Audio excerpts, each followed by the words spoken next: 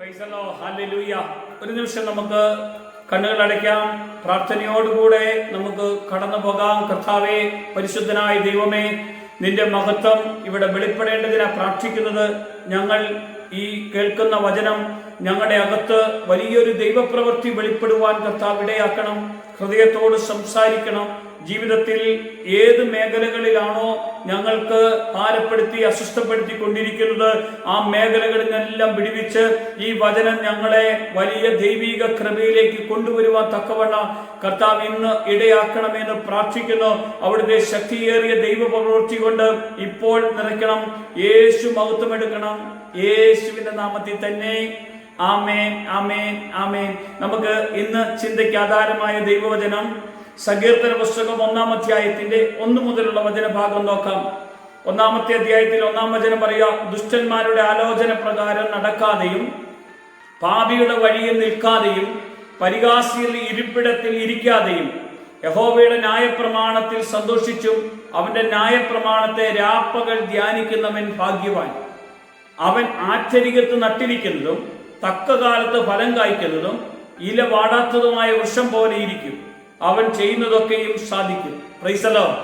ഇവിടെ ബൈബിളിൽ വചനം നമ്മളെ ഓർമ്മപ്പെടുത്തുകയാണ് ചെയ്യുന്നത്. അത് ആശ്ചര്യത്ത് നട്ട വൃക്ഷമാണ്. നടുന്ന ഒരു സ്ഥലമുണ്ട്. അത് വെള്ളമുള്ള ഒരു സ്ഥലമാണ്. അത് ആശ്ചര്യമാണ് എന്ന് വചനം പഠിപ്പിക്കുന്നു.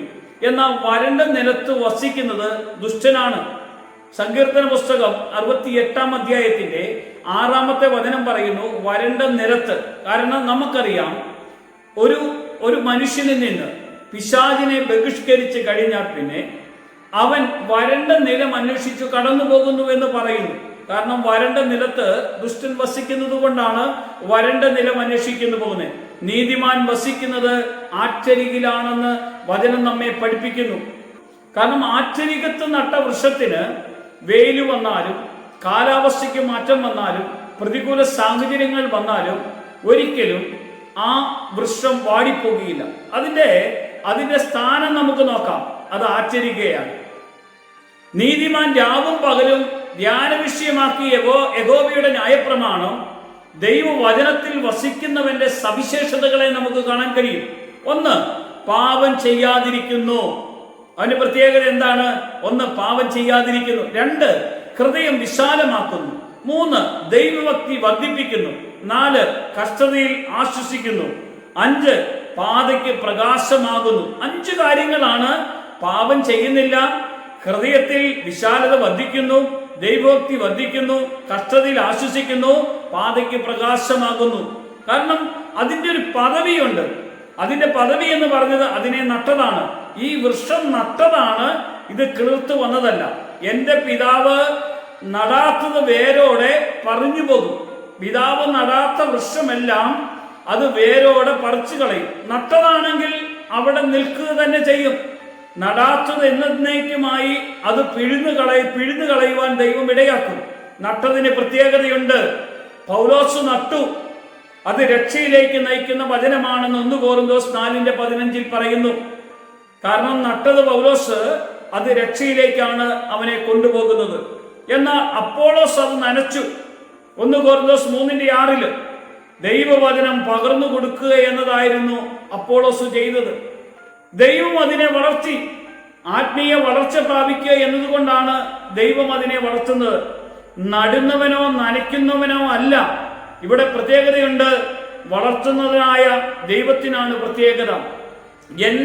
എൻ്റെ കർത്താവ് നട്ടെങ്കിൽ അതിനെ നനയ്ക്കുവാൻ ദൈവം ഒരാളെ ആക്കി.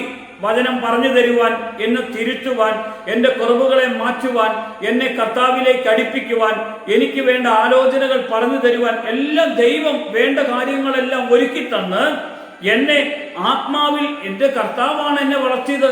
ഒരിക്കലും ഒരു പാസ്റ്റർ എന്നെ വളർത്തിയല്ല, ഒരിക്കലും ഒരു വിശ്വാസി എന്നെ വളർത്തിയല്ല. എന്നെ വളർത്തുന്നത് കർത്താവ് മാത്രമായതുകൊണ്ട് ഞാൻ കർത്താവിൻ്റെ സന്നിധിയിലാണ് ഹൃദയവും മനസ്സും തുറന്ന് പ്രാർത്ഥനയോടെ ഇരിക്കേണ്ടത്. 3-മതായി നമുക്ക് കാണാം, അതിനൊരു ഫലമുണ്ട്. കാരണം ഇത് ഫലം കായ്ക്കുന്ന വൃക്ഷമാണ്. വിശ്വാസി ഫലം കായ്ക്കുന്നവനാകണമെന്ന ബൈബിൾ പഠിപ്പിക്കുന്നത്. 1, ആത്മാവിന്റെ ഫലം.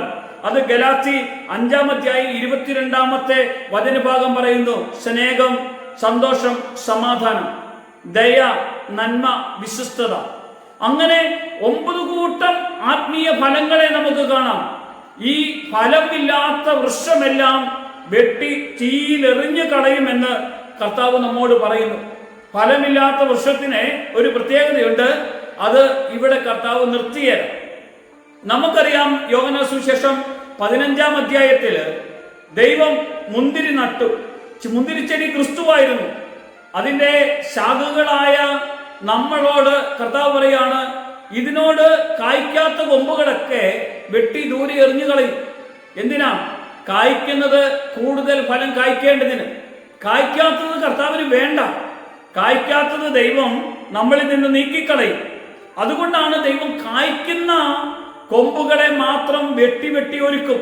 അതിന് ചില വേദനകളുണ്ടാകും, ചില പ്രയാസങ്ങളുണ്ടാകും, ചില പ്രതിസന്ധികളുണ്ടാകും, ചില വിഷമങ്ങളുണ്ടാകും, ചില ദുഃഖങ്ങളുണ്ടാകും, ചില കാര്യങ്ങളെല്ലാം ജീവിതത്തിൽ കടന്നു വരും. എന്തിനാണ്? എന്നിൽ ഫലം ഉണ്ടാകേണ്ടതിനാണ്. അത് ചെത്തി വെടിപ്പാക്കി അത് അത്രയും ക്ലിയർ ആക്കി. എന്തിനാ? ഞാൻ കർത്താവിൽ ഏറ്റവും വിശുദ്ധിയുള്ള ഒരു മനുഷ്യനായി തീരേണ്ടതിനാണ്. നമുക്കറിയാം സ്വർണത്തിന്റെ ഒരു പ്രത്യേകത. സ്വർണം അത് തീയിലിട്ട് അത് പഴിപ്പിച്ചാൽ അതിന്റെ കീടങ്ങൾ പുറത്തേക്ക് പോകും.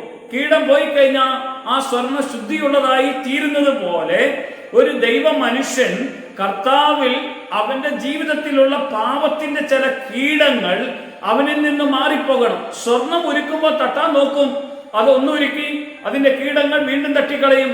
അത് എങ്ങനെയാണ് അതിന്റെ കീടം പോയതെന്ന് കാണുന്നത്? തട്ടാന്റെ മുഖം ആ ഉലയിലിട്ട ആ സ്വർണം, പഴുത്തിരിക്കുന്ന സ്വർണത്തിൽ തട്ടാന്റെ മുഖം കാണാൻ എപ്പം തുടങ്ങുകയോ അപ്പം ആ സ്വർണം ശുദ്ധീകരിക്കപ്പെട്ട സ്വർണമായി മാറും. ഇതുപോലെ പ്രിയമുള്ളവരെ ഓർക്കണം, യേശുക്രിസ്തുവിന്റെ മുഖം നമ്മളിൽ അവിടുന്ന് വെളിപ്പെടാൻ തുടങ്ങുമ്പോഴാണ് നമ്മൾ എല്ലാ കീടങ്ങളും പോയി ശുദ്ധിയുള്ള ഒരു ദൈവമകനായി മാറുന്ന അനുഭവം, ഫലമുള്ളവരായി തീരുന്ന ഒരു അന്തരീക്ഷത്തിലേക്ക് പോകാൻ ഇടവരുന്നത്. അതാണ് ഫലമുള്ള ജീവിതം. 2, നീതിയുടെ ഫലങ്ങൾ നമ്മളിൽ വെളിപ്പെടണം. നീതിയുടെ ഫലം, കാരണം അത് നമ്മളിൽ വെളിപ്പെടണം. ദൈവം മകനായാൽ നീതിയുള്ള ഒരു ദൈവ പ്രവൃത്തിയിലേക്ക് നമ്മളെ ദൈവം കൊണ്ടുപോകുന്നത് നമുക്ക് കാണാൻ കഴിയും. നീതിയുള്ള ദൈവത്തിന്റെ അഭിഷേകത്തിലേക്ക് നമ്മളെ ദൈവം കൂട്ടിക്കൊണ്ടുപോകും. ദൈവത്തിന്റെ മകന്റെ ഒരു പ്രത്യേകതയാണ് നീതിയോടുകൂടെ ദൈവത്തിന്റെ വേലയെ തികയ്ക്കുവാൻ തക്കവണ്ണം ദൈവം നമ്മളെ ഒരുക്കുന്നത് കാണാൻ ഇടവരുന്നത്. ഹല്ലേലൂയ! നീതിയുള്ള ഒരു ശുശ്രൂഷയ്ക്കായിട്ടാണ് ദൈവം നമ്മളെ വേർതിരിക്കുന്നത്. അത് കഴിഞ്ഞ് നമുക്ക് മാനസാന്തരത്തിന്റെ ഫലങ്ങൾ കാണാം. മാനസാന്തരത്തിന്റെ ഫലം സ്നാപകൻ വിളിച്ചു പറഞ്ഞതാണ്. ഫലമില്ലാത്ത വൃക്ഷമെല്ലാം അത് ആരെ നോക്കി? മനുഷ്യന്മാരെ നോക്കി. അവന്റെ അടുത്ത് വന്ന ഓരോരുത്തരെ നോക്കിക്കൊണ്ട് അവരുടെ കുറവും പോരായ്മകളെല്ലാം വിളിച്ചു പറഞ്ഞുകൊണ്ട് മാനസാന്തരത്തിന്റെ ഫലം കായ്ക്കണമെന്ന് അവിടുന്ന് പറയാൻ ഇടവന്നു. 1 ആത്മാവിന്റെ ഫലം, 2 നീതിയുടെ ഫലം, 3 മാനസാന്തരത്തിന്റെ ഫലം. ഇവിടെ 4ാമത് കായ്ക്കണം. അതിന്റെ സമയമുണ്ട്. തക്ക കാലത്താ ഫലം കായ്ക്കുന്നത്. അത് എപ്പോഴെങ്കിലും കായ്ക്കുക എന്നല്ല, തക്ക കാലത്ത് ഫലം കായ്ക്കും. വിശ്വാസി ഫലം കൊടുത്താൽ പോരാ, അത് തക്ക കാലത്ത് ആയിരിക്കുകയും വേണമെന്ന് ദൈവം ആഗ്രഹിക്കുന്നുണ്ട്. Price the Lord. എപ്പോഴെങ്കിലും ഫലം കൊടുക്കുക എന്നതല്ല, അത് തക്ക കാലത്ത് ഫലം കായ്ക്കണം. മുന്തിരിത്തോട്ടത്തിൽ നട്ട അത്തിവൃക്ഷം അത് ഫലം ഇല്ലെന്ന് കണ്ടപ്പോൾ കർത്താവ് അതിനെ വെട്ടിക്കളയുവാൻ തീരുമാനിക്കുക ചെയ്യുന്നത്. ഇലയില്ലാത്ത അത്തിവൃക്ഷം, ഫലമില്ലാത്ത വൃക്ഷങ്ങൾ, ഇതൊക്കെ നമുക്ക് മനസ്സിലാക്കാൻ കഴിയും. ഈ ഫലമുണ്ടെങ്കിൽ ഫലമുള്ള വൃക്ഷത്തെ ദൈവം അവിടെ നിർത്തും. 1 വർഷം കൂടി വേണമെങ്കിൽ കിളച്ച് അതിനെ വളമിട്ട് നോക്കും. 1 വർഷം കൂടി നിൽക്കട്ടെ. ഒരു വിശ്വാസിയുടെ ഒരു പ്രത്യേകത, അവന് ആരാധനയ്ക്ക് പോയി, പ്രാർത്ഥനയ്ക്ക് പോയി, കർത്താവിന്റെ കൂടെ ജീവിക്കുമ്പോൾ അവന് അവൻ്റെതായ കുറവുകളെയും പോരായ്മകളെയും അവൻ തിരുത്താൻ കഴിയുന്നില്ലെങ്കിൽ വീണ്ടും അവനെ ദൈവം അവസരം കൊടുക്കും. വീണ്ടും തിരുത്താൻ അവസരം കൊടുക്കും. വീണ്ടും പ്രാർത്ഥിക്കാൻ അവസരം കൊടുക്കും. വീണ്ടും ദൈവത്തോട് ചേരാൻ അവസരം കൊടുക്കും. എന്തിനാ അവസരം കൊടുക്കുന്നത്? ഫലമുണ്ടോ എന്ന് കാണേണ്ടതിനാണ് അവസരം കൊടുക്കുന്നത്. ഇങ്ങനെ അവസരം കിട്ടിയാൽ അത് മുതലാക്കിയെങ്കിൽ അവൻ ദൈവത്തോട് കൂടെ ഇരിക്കുവാൻ ഇടവരും. Price the Lord. അഞ്ചാമതായി അതിന്റെ കരുത്ത് ഇല വാടാത്തതാണ്. അത് കരുത്തുള്ളതാണ്. അതിന്റെ കാരണം വിശ്വാസികൾ ആത്മീയ കരുത്തുള്ളവരാകണമെന്ന് ദൈവം ആഗ്രഹിക്കുന്നു. ഒന്ന്, വരൾച്ചയെ അതിജീവിക്കുക എന്നത്. രണ്ട്, പ്രായാധിക്യത്തിലും ഫലം കായ്ക്കും. മൂന്ന്, വളരെ ഫലം കായ്ക്കുന്ന വൃക്ഷമാണിത്. മൂന്ന് വിധത്തിലാണ്. വരൾച്ചയുള്ള കാലത്ത് അതിനെ അതിജീവിക്കും. വെയിലേറ്റാലും കാലാവസ്ഥ മാറിയാൽ അന്ന് നമുക്ക് കാണാൻ കഴിയും. മത്തായി സുവിശേഷം 7-ാം അധ്യായത്തിൽ 2 ഭവനം പണിയുന്നതിനെ കുറിച്ച് നമുക്ക് കാണാം. 2 ഭവനത്തിന്റെ പ്രത്യേകത, 2 ഭവനവും മനോഹരമായി പണിതു. ഒരു ഭവനത്തിന്റെ പ്രത്യേകതയുണ്ട്, അത് കാറ്റടിച്ചു, വെള്ളപ്പൊക്കമുണ്ടായി, ഭവനത്തിന്മേൽ ആഞ്ഞടിച്ചു, ആ ഭവനം അപ്പോൾ തന്നെ നിലംപരിശായി. അതിന്റെ വീഴ്ച വലുതായിരുന്നു എന്ന് പറയാൻ കാരണം അതിന്റെ സാഹചര്യങ്ങളെ അതിജീവിക്കാൻ അത് കഴിയത്തില്ലായിരുന്നു. അതിന് ഉറപ്പില്ലാത്തതായിരുന്നു, അടിസ്ഥാനത്തിന് ഉറപ്പില്ലാത്തതായിരുന്നു. പ്രതികൂലങ്ങൾ വരും, പ്രശ്നങ്ങൾ വരും. ജീവിതം മുന്നോട്ട് പോകുമ്പോൾ ആരെങ്കിലും എന്തെങ്കിലും വാക്ക് പറഞ്ഞാൽ പെട്ടെന്ന് തളർന്നു പോകുന്ന, വാടിപ്പോകുന്ന, അസ്വസ്ഥമാകുന്ന ഒരു അന്തരീക്ഷമാകുന്നു. എന്നാൽ മറ്റു ഭവനത്തെ പ്രത്യേകത, അത് പാറമേലായിരുന്നു അതിന്റെ അടിസ്ഥാനം. അത് അടിത്തറയുള്ളത് കൊണ്ട്, ആ ഭവനം നല്ല കെട്ടുറപ്പോടെ പണിതുകൊണ്ട് മഴ പെയ്തു, വെള്ളപ്പൊക്കമുണ്ടായി, കാറ്റടിച്ചു, ആ ഭവനത്തിന്മേൽ ആഞ്ഞടിച്ചു, ആ ഭവനം അനങ്ങിയില്ല. പ്രിയമുള്ളവരെ, നമ്മുടെ ഭവനം ഏത് വിധേനയാണെന്ന് നമ്മൾ തിരിച്ചറിയണം. ഫലം കായ്ക്കുന്ന കാലാവസ്ഥയും സാഹചര്യവും ഏത് വന്നാലും ഫലമുള്ള ഒരു ദൈവമകനാണെങ്കിൽ, വചനത്തിൽ അടിസ്ഥാനപ്പെട്ട മകനാണ്, അവൻ കുലുങ്ങുകയില്ല, ഇളകുകയില്ല. നിന്നെക്കുറിച്ച് ആരെല്ലാം എന്തെല്ലാം പറഞ്ഞാലും ഒരിക്കലും നിനക്ക് നിന്റെ ജീവിതത്തിൽ ക്രിസ്തുവിലേക്ക് നോക്കുവാനോ കഴിയത്തുള്ളൂ. മനുഷ്യരിലേക്ക് നോക്കിയല്ല, ക്രിസ്തുവിനെ നോക്കി ആരാധിക്കാനോ കഴിയുള്ളൂ. വിശ്വാസത്തിന്റെ നാഥനും പൂർത്തി വരുത്തിയവനുമായ യേശുവിനെ നോക്കുവാൻ യേശു പറഞ്ഞെങ്കിൽ വേറെ എങ്ങോട്ട് നോക്കുവാനോ വേറെ എങ്ങോട്ട് ശ്രദ്ധിക്കുവാനോ നമുക്ക് ഒരാൾക്കും കഴിയത്തില്ല. കാരണം ക്രിസ്തുവിനോട് കൂടെ ജീവിക്കുന്നുവെങ്കിൽ അതിന്റെ കരുത്ത്, അതിന്റെ ബലം, അതിന്റെ ശക്തി, അതിന്റെ അഭിഷേകം, അതൊക്കെ ഉറപ്പോടുകൂടെ കടന്നു പോകുന്നതാണ്. Price the Lord. അതിന്റെ ഒരു പ്രത്യേകത എന്താണ്? വരൾച്ചയുടെ സമയത്തും അതിജീവിക്കും, പ്രായാധിക്യത്തിലും ഫലം കായ്ക്കും, വളരെ ഫലമുള്ള വൃക്ഷമായിട്ട് അത് കടന്നു പോകാൻ ദൈവം ഇടയാക്കും. ഹല്ലേലൂയ. ഇങ്ങനെ ആയിരിക്കണം ഒരു ആത്മീയ ജീവിതത്തിൽ. കാരണം ഒരു ആത്മീയ ജീവിതത്തിന്റെ ഒരു പ്രത്യേകത, നമ്മുടെ ദുഷ്ടന്മാരുടെ ആലോചന പ്രകാരമല്ല നടക്കുന്നത്. ആരുടെ പാപിയുടെ വഴിയിൽ നിൽക്കാതെയും പരിഹാസികളുടെ ഇരിപ്പിടത്തിൽ ഇരിക്കാതെയും യഹോവയുടെ ന്യായപ്രമാണത്തെ സന്തോഷിച്ചു. 1 ആലോചന, 2 നടപ്പ്, 3 വഴി, 4 നിൽക്കുക, 5 പരിഹാസികളുടെ ഇരിപ്പിടം, അതിൽ ഇരിക്കാത്തൊരു മനുഷ്യനായിരിക്കണം. Praise the lord. ജീവിതം, പ്രവൃത്തി, സംസാരം, നടപ്പ്, ഇതെല്ലാം കർത്താവിന് ഏറ്റവും പ്രയോജനമുള്ളതാക്കി ദൈവത്തിന്റെ കൂടെ പോകണമെന്ന് ദൈവം ആഗ്രഹിക്കുന്നു. എന്നെയും നിങ്ങളെയും ഒരുപോലെ ദൈവം ഇതുപോലെ നോക്കുകയാണ്. എന്നെയും നിന്നെയും നോക്കുന്ന ഒരു ദൈവമുണ്ട്. നിന്റെ പ്രശ്നം ഏതുവിധയായാലും ആ അവസ്ഥയിലേക്ക് യേശു കടന്നു വരും. യേശു ഇന്നും ജീവിക്കുന്ന ദൈവമാണ്. യേശുവിനെ അറിഞ്ഞ് അനുഭവിച്ച് വേണം കടന്നു പോകാൻ. ഫലമുള്ള ഒരു നല്ലൊരു ദൈവവൈദ്യരായി മാറണമെന്ന ദൈവം ആഗ്രഹിക്കുന്നത്. ഫലമില്ലാത്ത ഏത് സാഹചര്യത്തിൽ നിന്നും നമ്മളെ അവിടുന്ന് തള്ളിക്കളയാൻ ഇടവരും, വേരോടെ പറിച്ചു കളയുവാൻ ഇടവരും. കാരണം ഒരു വിത്ത്, അതിന്റെ വേരാണ് ആദ്യം കേടുവരുന്നത്. കേടുവന്നാൽ അതിന്റെ ഇലകൾ അറിയുകയില്ല. ഒരു വൃക്ഷത്തിന്റെ 6-7 വേരുകൾ ഉണ്ടെങ്കിൽ 1, 2, 3, 4 വേര്, 5 വേര് വരെയും കേടായാലും അറിയുകയില്ല. അതുവരെയും വൃക്ഷം പച്ചപ്പ് നിൽക്കും. 6ാമത്തെ വേര് കേടാകുമ്പോൾ ഇല പൊഴിയാൻ തുടങ്ങും. അതുവരെയും വൃക്ഷം കുഴപ്പമില്ലാന്ന ആളുകൾ കാണും. പ്രിയമുള്ളവരെ, ഒന്നോർക്കുക, നിന്റെ ജീവിതത്തിൽ ആ 5 പ്രശ്നങ്ങളിൽ നീ പരാജിതനായി നിൽക്കുകയായിരിക്കും. അന്നേരം നീ വിചാരിക്കും, എനിക്കൊരു കുഴപ്പമില്ല, എൻ്റെ എല്ലാ കാര്യങ്ങളും മുന്നോട്ട് നടക്കുന്നുണ്ട്. ഒരു വേര് മാത്രമാണ് പച്ചപ്പുള്ളതെന്ന് വിചാരിക്കണം. ആ വേര് ഏത് സമയം വേണമെങ്കിലും ഉണങ്ങാം. എന്നാൽ ഉണങ്ങിക്കഴിഞ്ഞാൽ ആ ആ സമയം അപ്പോൾ തന്നെ ആ വൃക്ഷത്തെ അറിയാൻ കഴിയും. ഇല പൊഴിഞ്ഞ് വാടി ആ വൃക്ഷം ഒരു കാറ്റ് വന്നാൽ അതുപോലെ തന്നെ ആ വീഴ്ച വലുതായിരിക്കും എന്നാണ് പറയുന്നത്. അതുകൊണ്ട് അടിസ്ഥാനത്തിന് ഉറപ്പില്ലാത്ത, വിശ്വാസത്തിനും പ്രാർത്ഥനയ്ക്കും കൂട്ടായ്മയ്ക്കും ഉറപ്പില്ലാത്ത ഒരു ജീവിതവും കർത്താവിന്റെ മുമ്പിൽ കടന്നുപോയി ഉറപ്പോടെ ജീവിക്കാൻ കഴിയില്ല. പ്രിയമുള്ളവർ, ഇന്ന് ഓർക്കണം, ഈ വചനം നിങ്ങൾ കേൾക്കുമ്പോൾ ഓർക്കണം, നിങ്ങളുടെ വിശ്വാസ ജീവിതം എത്രത്തോളം ഉറപ്പോടെ കൂടിയാണ് പോകുന്നത്.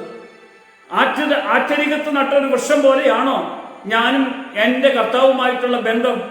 ഞാൻ ആത്മനിറവോട് കൂടി എപ്പോഴും പ്രാർത്ഥനയുടെ അഭിഷേകത്തിലാണോ ജീവിക്കുന്നത്? അല്ലെങ്കിൽ കൂട്ടായ്മയിലേക്ക് പോകുമ്പോൾ സ്തോത്രം ഹല്ലേലൂയ നന്ദി എന്ന് പറഞ്ഞ് ആ ആരാധനയോട് കൂടെ എല്ലാവരെയും കാണുമ്പോൾ ഒന്ന് നല്ലപോലെ ഒന്ന് ചിരിച്ചും ഒന്ന് സന്തോഷിച്ചും പോകുന്നത് മാത്രമേ ഉള്ളൂ? വ്യക്തിപരമായി ഞാനും ദൈവവുമായിട്ട് എത്രത്തോളം എനിക്ക് ബന്ധമുണ്ട്? ഞാനും എൻ്റെ ദൈവവും തമ്മിലുള്ള അകലം എത്രത്തോളം കുറച്ചിട്ടുണ്ട്? പ്രിയമുള്ളവരെ, നമ്മൾ അകലം കുറയ്ക്കും തോറും ഞാനും ദൈവവുമായിട്ട് അടുത്തുകൊണ്ടിരിക്കും. എനിക്ക് അവനെ അനുഭവിക്കാൻ കഴിയും. അവൻ എൻ്റെ നടുവിൽ വരും. വചനം എങ്ങനെയാ പറയുന്നത്?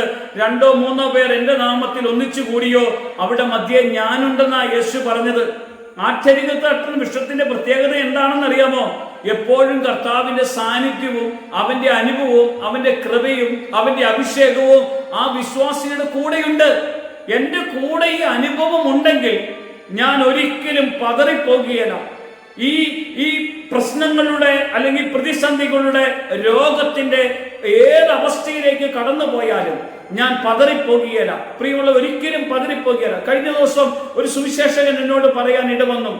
സുവിശേഷകൻ ഇങ്ങനെയാണ്, ആ നന്നായി സുവിശേഷം പ്രസംഗിച്ച് നടന്ന ആ സുവിശേഷകന് പെട്ടെന്നൊരു രോഗം വന്ന് ICUയിൽ കയറി 1 മാസത്തേന് റെസ്റ്റായി ഭയങ്കര വേദന അനുഭവിച്ച് കടന്നു പോകുക. സുവിശേഷകൻ എല്ലാവരോടും സുവിശേഷം പ്രസംഗിച്ചപ്പം പറഞ്ഞു, വേദന സഹിക്കണം, കർത്താവിനോട് കൂടെ പ്രാർത്ഥിക്കണം. അന്നേരം ആ സുവിശേഷകന്റെ ജീവിതത്തിൽ ഇങ്ങനെ ഒരു പ്രതികൂല സാഹചര്യം വേദന വന്നപ്പോൾ സുവിശേഷകന് പ്രാർത്ഥിക്കാൻ പറ്റുന്നില്ല, ആരാധിക്കാൻ പറ്റുന്നില്ല, ഉറങ്ങാൻ പറ്റുന്നില്ല, സന്തോഷിക്കാൻ പറ്റുന്നില്ല.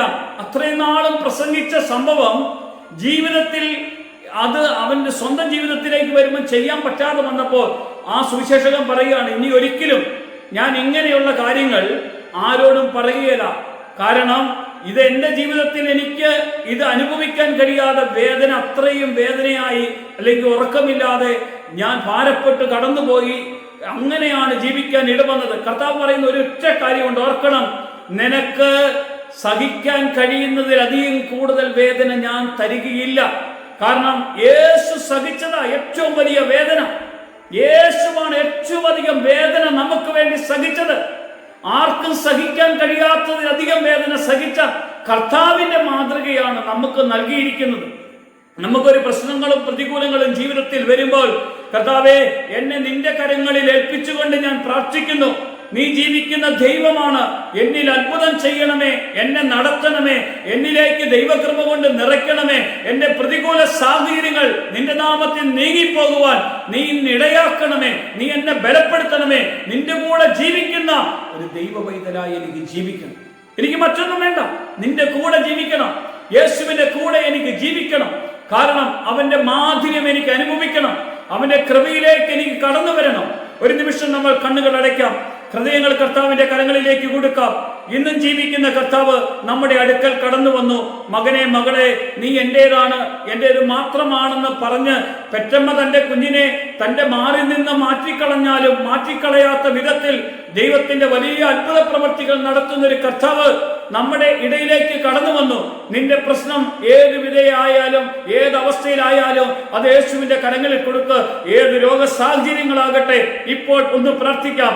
ആ രോഗമുള്ള സ്ഥലത്ത് ഒന്ന് കരങ്ങൾ വെക്കാം. ഈ വചനം, ഈ പ്രാർത്ഥന നിങ്ങളുടെ ഹൃദയത്തിൽ സൗഖ്യമായി വെളിപ്പെടട്ടെ. കർത്താവേ, സ്വർഗീയ പിതാവേ, അത്ഭുതകരമായി നിന്റെ നാമത്തിൽ ഞങ്ങൾ പ്രാർത്ഥിക്കുന്നു. അത്ഭുതകരമായി ഇപ്പോൾ തന്നെ വിടുതൽ ഉണ്ടാകട്ടെ എന്ന് പ്രാർത്ഥിക്കുന്നു. കർത്താവിന്റെ നാമത്തിൽ അന്ധന് കാഴ്ച കൊടുത്തതും ബധിരന് കേൾവി കൊടുത്തതും മരിച്ചവനെ ഉയർത്തവനും തളർന്നു കടന്നവന് സൗഖ്യം കൊടുത്തവനും ഇന്നും ജീവിക്കുന്ന കർത്താവ് ഞങ്ങളുടെ നടുവിൽ കടന്നു വന്നിരിക്കെ, ഇപ്പോൾ തന്നെ രോഗമുള്ള സ്ഥലം ഇപ്പോൾ തന്നെ രോഗമുള്ള സാഹചര്യം, രോഗമുള്ളത്, ബന്ധനങ്ങളെല്ലാം യേശുവിന്റെ നാമത്തിൽ നീങ്ങിപ്പോകട്ടെ. കുടുംബത്തിന്റെ അന്തരീക്ഷങ്ങൾ മാറിപ്പോകട്ടെ. കുടുംബത്തിന്റെ പ്രശ്നങ്ങൾ നീങ്ങിപ്പോകട്ടെ. കുടുംബത്തിന്റെ മേലേക്ക് ദൈവത്തിന്റെ ശക്തി ഇറങ്ങി വരട്ടെ. യേശുവിന്റെ വചനം ആ കുടുംബത്തിൽ വെളിപ്പെടട്ടെ. ഈ കേൾക്കുന്ന ദൈവമക്കളുടെ അകത്തേക്ക് അഭിഷേകത്തിന്റെ മാരി ഇറങ്ങട്ടെ. ശക്തി കൊണ്ട് നിറയട്ടെ. ആത്മാവ് ക്രിയ ചെയ്യട്ടെ. യേശു മഹത്വം എടുക്കണം. യേശുവിന്റെ നാമത്തിൽ ആമേൻ.